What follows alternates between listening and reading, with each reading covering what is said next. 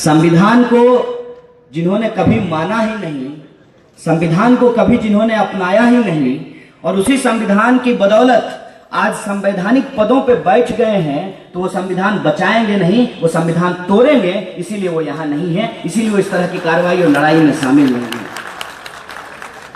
अब अगर उनको छोड़ दिया जाए, अविवाहितों का परिवार जो लगातार फैल रहा है, वो जो अविवाहितों का परिवार है, संघ परिवार, अगर उनको छोड़ दिया जाए, मतलब आपके लिए ये रहस्य की बात नहीं है। आप बताइए, परिवार फैलने के लिए शादी होना जरूरी है?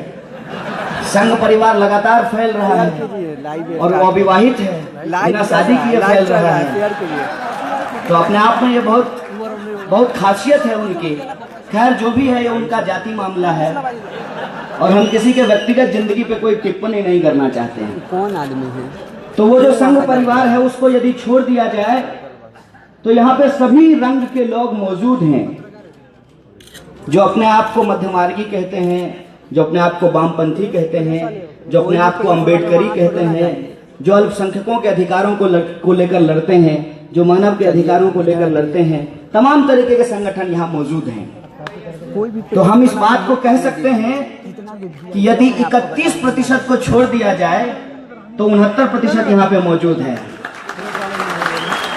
बिल्कुल नहीं, कोई भी नहीं। अब देखिए, ये कोई रॉकेट साइंस नहीं है कि लोगों को समझ में नहीं आएगा। वो जीत रहे हैं, ये मानना बेवकूफी है। वो जीत रहे हैं, ये मानना बेवकूफी है। हमने हमको हराने का मौका दे दिया है। इसमें कौन सी बड़ी बात है? एक लकीर उन्होंने इस देश के अंदर खींचा है, संविधान के खिलाफ, लोकतंत्र के खिलाफ, इस देश की जो विविधता में एकता वाली संस्कृति है, अंग्रेजी में कहते हैं मल्टीकल्चरलिज्म, डाइवर्सिटी, उसके खिलाफ, इस देश का इतिहास, उसके खिलाफ, और एक लाइन हम लोगों को खींचनी है उनके खिलाफ। और उनकी जो लाइन है 31% की, अगर हम अपनी छोटी छोटी लाइन बना दें तो उनसे तिगुना हम हो जाएंगे, उनसे हम ज्यादा बड़े हो जाएंगे। इसमें बहुत ज्ञान की जरूरत नहीं है। इसीलिए जो मैं यहां आकर के, औरंगाबाद आकर के सीखा हूं, मैं कोशिश करूंगा कि हिंदुस्तान के एक एक जिले में, एक एक गांव में ये समझदारी में लेकर के जाऊं कि यहां का जो विरासत है, कि यहां के लोग अपने झंडा बैनर को छोड़ करके एक मुद्दे पे, एक सवाल पे, समाज और देश की बेहतरी के लिए हमेशा एकजुट होने को तैयार होते हैं। यह परिस्थिति अगर पूरे देश के अंदर बनाई जाए तो देश को टूटने से बचाया जा सकता है, देश को बिकने से बचाया जा सकता है। इसीलिए मुझे लगता है कि इस शहर में कुछ खास है। इस शहर में कुछ खास इसलिए है कि यहाँ लड़ने की एक परंपरा है। ये बाबा साहब भीमराव अंबेडकर की कर्मभूमि है, हम इसको सैल्यूट करते हैं। और लड़ाई की जब बात है तो एक बात मैं आपसे कहना चाहता हूं, बुरा मत मानिएगा, सिर्फ लड़ता तो कुत्ता भी है। गली के कुत्ते आपस में लड़ते रहते हैं। आज लड़ने से ज्यादा सोचना जरूरी है, क्योंकि इंसान के अलावा और कोई सोच नहीं सकता है। अगर आप बिना सोच की लड़ाई लड़ेंगे तब आपको पता नहीं चलेगा कि आप कभी खुद से ही लड़ना शुरू कर दिए हैं।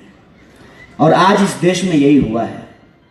हम लोग आपस में इतने लड़े कि पता ही नहीं चला कि दोस्त से लड़ रहे हैं कि दुश्मन से लड़ रहे हैं, और दोस्त और दुश्मन का फर्क करना भूल गए। नतीजा यह है कि इस देश के अंदर जो प्रगतिगामी, प्रगतिशील शक्तियां हैं, जो अपने आप को सेकुलर कहती हैं, जो अपने आप को डेमोक्रेटिक कहती हैं, जो अपने आप को लिबरल कहती हैं, जो अपने आप को लेफ्टिस्ट कहते हैं, वो इतने टुकड़ों में बटे हुए हैं और ज्यादातर समय वो संघ परिवार से लड़ने की बजाय आपस में ही लड़ते रहते हैं। इसीलिए मैं कहता हूं कि लड़ता तो कोई भी है। कबूतर लड़ाने और मुर्गा लड़ाने का खेल आपने देखा होगा, तो क्या हम कबूतर और मुर्गा हैं कि आपस में लड़ते रहेंगे? इसीलिए लड़ाई और संघर्ष के बीच का जो अवधारणात्मक अंतर है, कॉन्सेप्चुअल डिफरेंस है, उसको समझना पड़ेगा। लड़ाई कई बार निरुद्देश्य भी होता है, संघर्ष के पीछे हमेशा एक उद्देश्य होता है। इसीलिए उस उद्देश्य को समझने के लिए सोचना जरूरी है।